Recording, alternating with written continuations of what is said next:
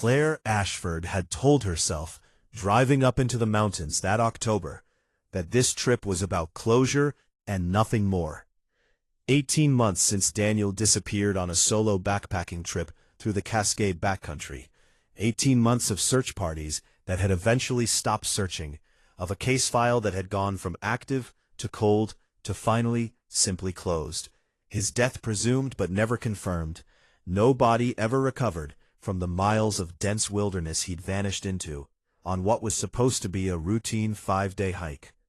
She'd come back to the trailhead where he'd last been seen, not because she expected to find anything the search teams hadn't found in 18 months of looking, but because her therapist had suggested that standing in the place where the unknown began might help her mind finally accept what her heart still refused to fully believe. She hadn't planned to actually hike the trail itself. She'd only meant to stand at the trailhead, take in the view Daniel would have seen on his first morning out, and drive back down to the small mountain town where she'd rented a cabin for the week.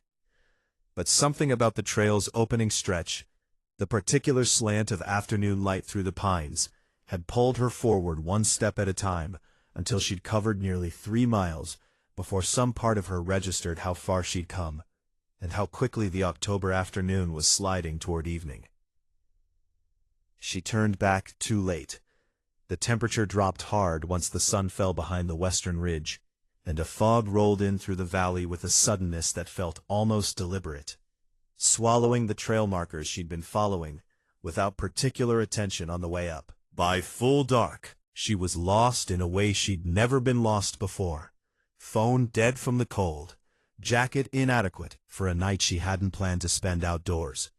Following what she hoped was the trail, but might, for all she could tell in the fog and dark, have been nothing more than a game path leading deeper into terrain she had no way of navigating.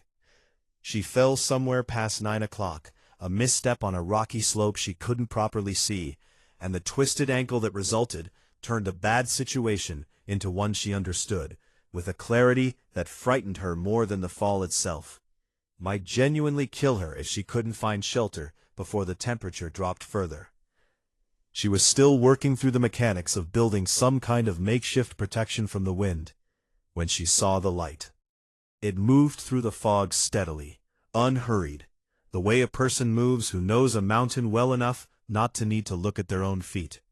And Claire, half delirious with cold and pain, watched it approach with a strange, detached calm that some clinical part of her mind recognized, even then, as a warning sign of hypothermia setting in. The man who found her crouched down without a word at first, checking her ankle with careful, practiced hands, assessing her condition with the economical efficiency of someone who'd done this kind of rescue before.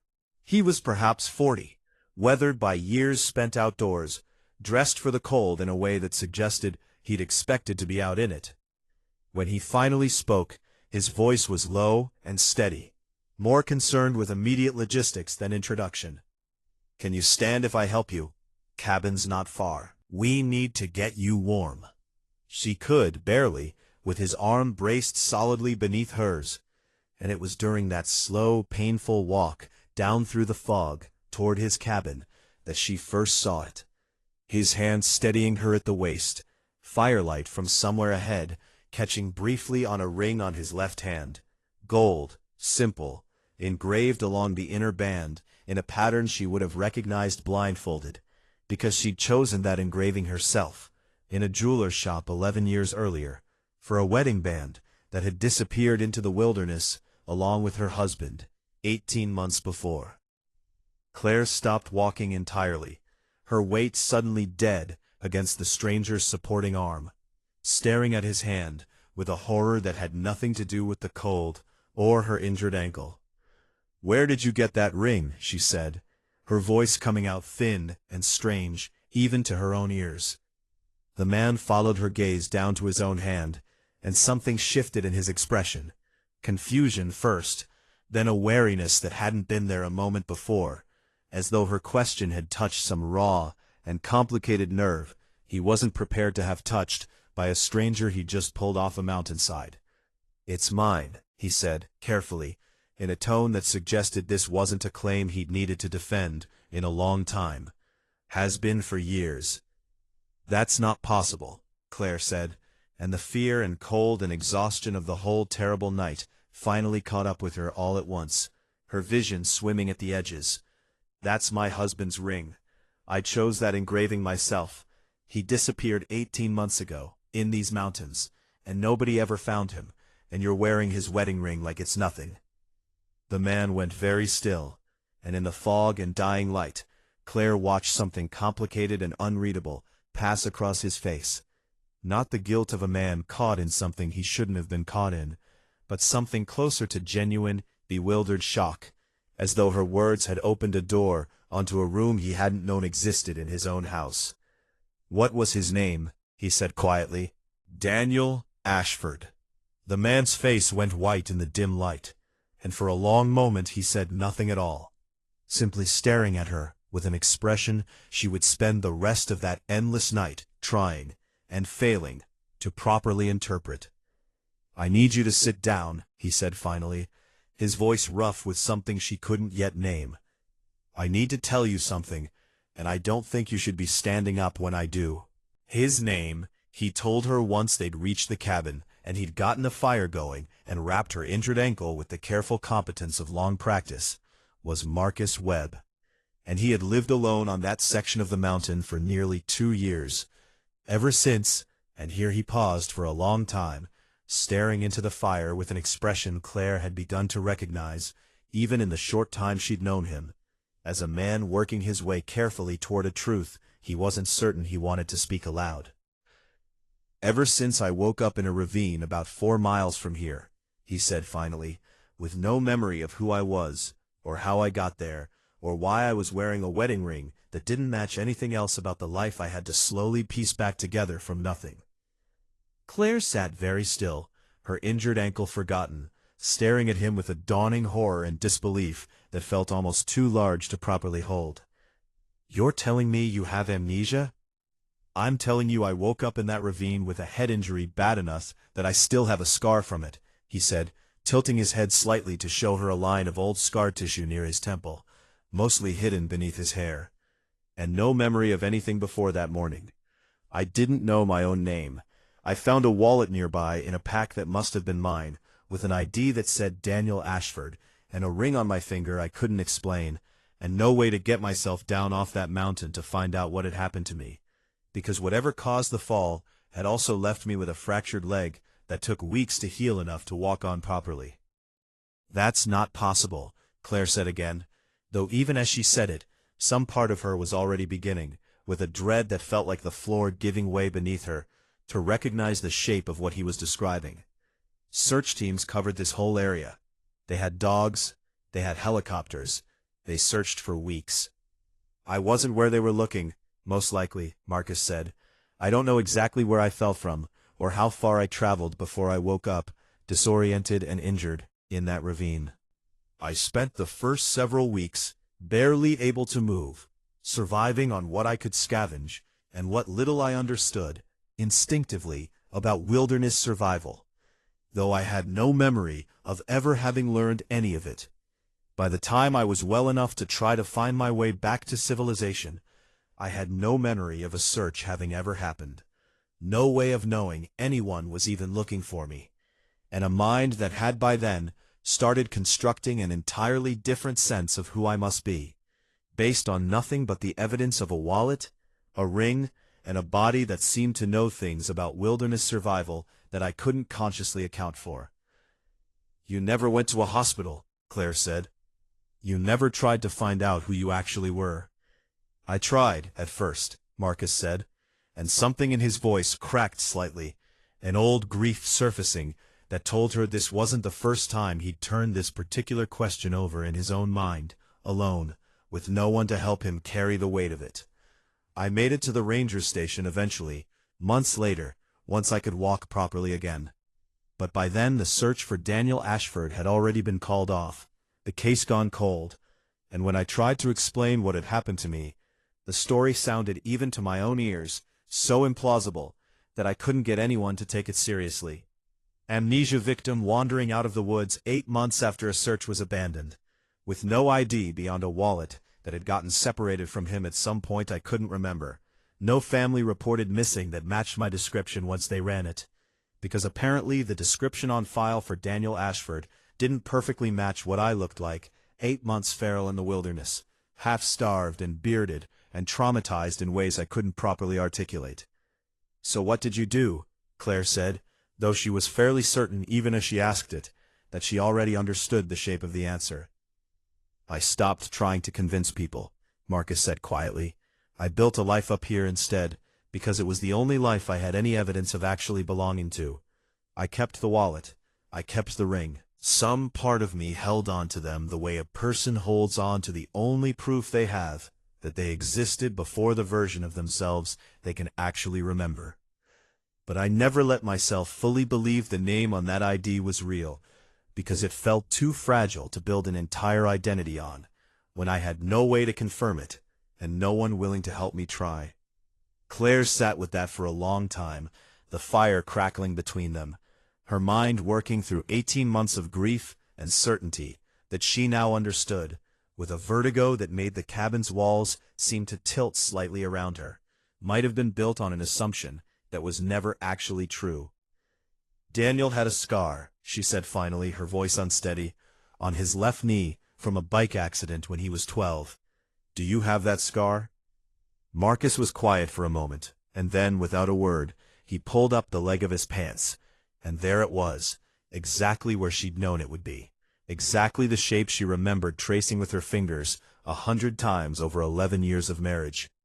Claire began to cry, not gently, but with the full, wrenching force of 18 months of grief that had, in the space of a single terrible and impossible conversation, been thrown into a confusion so total she could barely process what she was supposed to feel.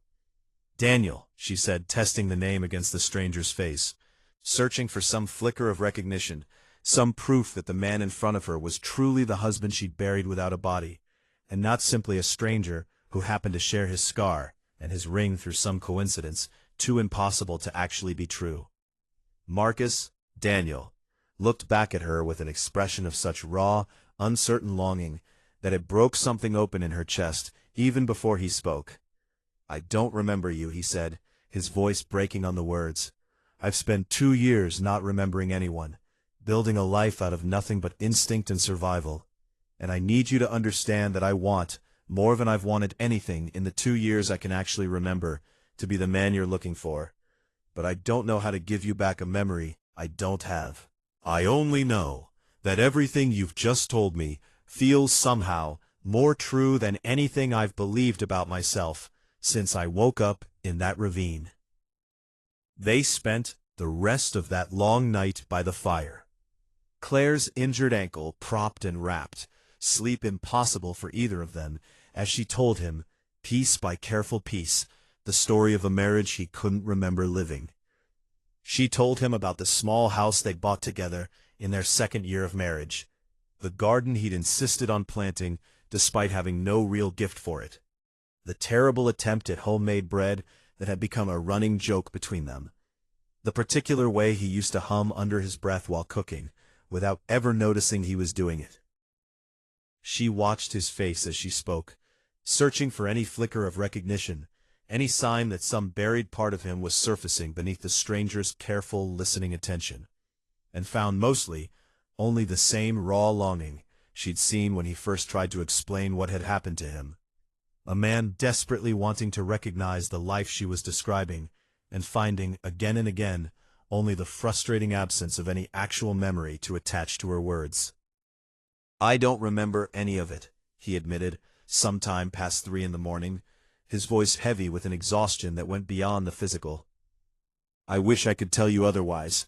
I wish I could give you back the husband you lost, instead of just a stranger, wearing his ring and his scar, and apparently his instincts for wilderness survival that I never consciously learned. But everything you're describing feels like someone else's life, even though some part of me, listening to you, wants desperately for it to be mine." "It is yours," Claire said, though even as she said it, she understood the strange, impossible complexity of what she was asking him to accept. "Even if you don't remember it, Even if 2 years of surviving alone up here have made you into someone I don't fully recognize either. The scar is real. Whatever happened to your memory doesn't change the fact that you're Daniel. He didn't argue the logic of what she was saying, but she could see, in the careful, guarded way he held himself through the rest of that endless night, that logic alone wasn't enough to undo 2 years of a life built on the belief that he might never actually be the man whose name he carried. The days that followed were harder than Claire had expected them to be, in ways that had nothing to do with the practical business of confirming his identity through medical records and DNA testing, which resolved within a week exactly as she'd known it would. The man who'd rescued her on the mountain was, beyond any scientific doubt, Daniel Ashford, presumed dead for 18 months, alive and changed by 2 years of solitary survival, into someone who looked at his own wedding photos with the polite, searching confusion of a stranger studying an unfamiliar family album. He came down off the mountain eventually, staying first at Claire's rented cabin, and then, once the medical evaluations and gentle, careful reintroduction to a life he couldn't remember had run their course, moving back into the house they'd shared before his disappearance.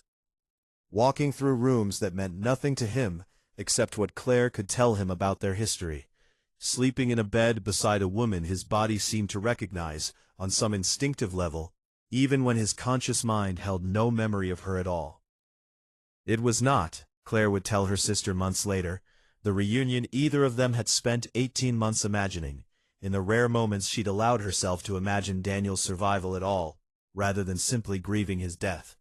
There was no flood of returning memory, no dramatic moment where the stranger's face resolved back into the husband she'd lost. There was only the slow, patient work of two people learning each other again. Daniel relearning his own life through Claire's careful retelling of it. Claire learning in turn the person 2 years of solitary survival had reshaped him into. Someone quieter than the man she remembered, more comfortable with silence, carrying instincts and competencies he'd built from nothing but necessity, alongside a grief of his own for 2 years of a life he'd lived and lost the memory of just as thoroughly as he'd lost the years before it. They didn't fall back into their old marriage, so much as build a new, careful version of a relationship between two people who happened to share a history one of them couldn't remember. There were nights Claire cried for the husband whose specific memories of their life together were simply gone, replaced by a careful second-hand knowledge assembled from her own retelling rather than his own recollection. There were nights Daniel sat alone in the garden he'd apparently once loved, trying and failing to summon any genuine feeling for a hobby that existed for him now only as a fact Claire had told him, rather than something he actually remembered enjoying. But there were other nights too, slowly increasing in number as the months passed, where something in him seemed to genuinely settle into the life Claire was patiently rebuilding around him. A recipe he found himself making without consciously deciding to, his hands apparently remembering what his mind couldn't. A song on the radio that made him pause, some old feeling surfacing without any attached memory to explain it. The ring on his finger, which he'd never once considered removing, even in the strange, uncertain early days when he wasn't yet sure whether he had any right to wear it. "I don't remember choosing you," he told her one evening, nearly a year after the mountain, both of them sitting together in the garden he'd slowly, without quite noticing, begun tending again. "I don't remember our wedding, or the day we bought this house, or any of the 11 years you've told me about. But I remember choosing to keep this ring, every single day I spent alone, up on that mountain, even when I had no idea who'd given it to me, or why it mattered so much that I couldn't bring myself to take it off. Some part of me held on to you the whole time, even without a single memory to explain why. I think that has to mean something, even now." Claire took his hand, the ring catching faint evening light between them, and found that she believed him. Not because the old memories had ever returned, and perhaps the doctors had gently warned her they never fully would, but because the man sitting beside her in a garden she'd once shared with someone who no longer quite existed, had chosen, deliberately and repeatedly, across 2 years of solitary uncertainty, to hold on to something he couldn't fully explain, simply because some essential part of him had refused to let it go. It wasn't the marriage she'd had before. But it was, she was slowly learning, a marriage worth building all the same.